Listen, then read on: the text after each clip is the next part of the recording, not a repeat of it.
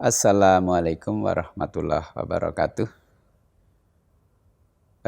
Walhamdulillahirrabbilalamin. Wassalatu ala asrofil anbiya'i wal mursalin wa ala alihi wa sahbihi ajma'in. Amma ba'du.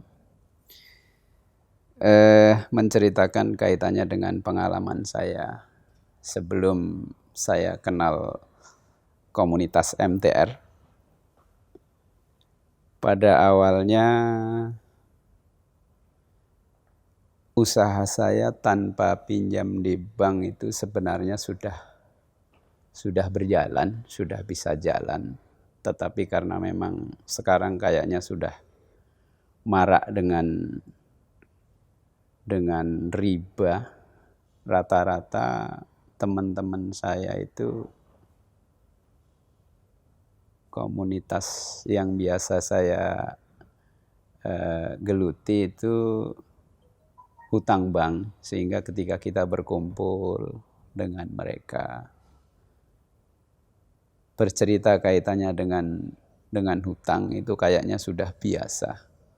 Bahkan hutang di bank itu menjadi bangga karena begitu tahu bahwa katakanlah hutangnya 5 miliar. Ternyata teman yang lain menyampaikan, itu cuma kok 5 miliar, bahkan ada yang lebih pun santai aja. Bahkan setelah saya perhatikan pun tidak hanya teman-teman pengusaha yang hutang di bank.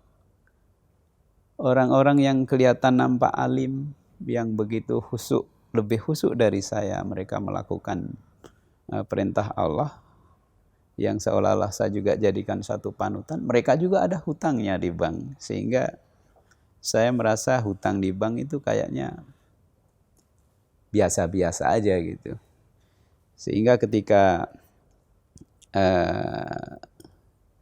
saya diajak sama salah satu teman untuk ditawarkan satu fasilitas kendaraan, sebenarnya ada uang saya, tetapi karena uang itu masih bisa saya putar untuk pembiayaan yang lain, saya mulai tertarik dengan bagaimana mencoba hutang di bank.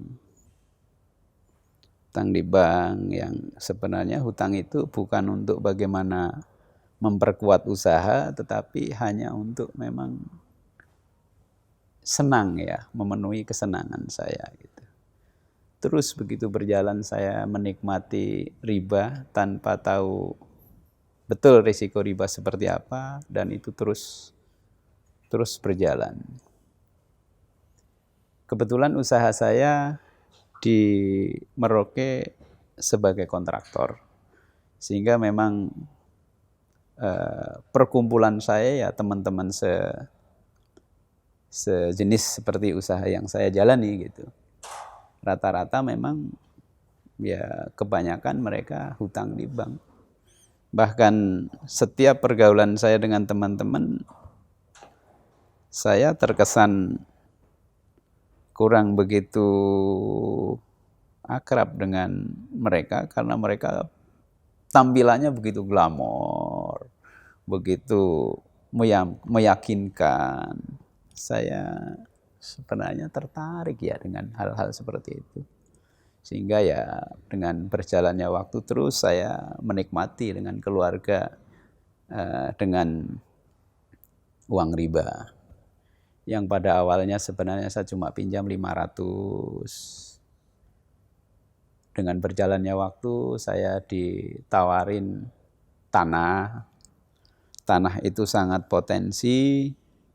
Saya mencoba kalkulasi, ini tanah ini kalau saya beli dalam kurun waktu 1-2 tahun, seandainya saya jual lagi, dia akan laku akan lebih besar, sehingga saya tertarik lagi.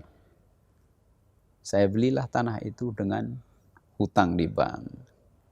Sebenarnya ada uang, tapi uang itu karena masih saya coba kembangkan dengan usaha lain, hutanglah lagi saya di bank. Sampai pada akhirnya saya punya hutang sampai kurang lebih 1,7 miliar. Setelah saya jalani, begitu saya nikmati dengan keluarga tanpa tahu pada awalnya bahwa riba itu haram, tetapi hanya tahu sebatas itu. Hanya tahu sebatas itu. Ketika kita berkumpul dengan teman-teman di pengajian pun hampir tidak pernah dibahas bagaimana resiko-resiko riba yang sesungguhnya ya. Jadi terus mengalir berjalan begitu saja. Kita menikmati riba itu tanpa tahu dosanya dan terus kegiatan berjalan. Kita nikmati teruslah dengan uang riba, dengan berjalannya waktu.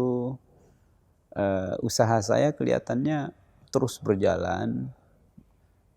Kebetulan saya di samping sebagai kontraktor, saya ada toko, ada usaha-usaha keluarga yang lain.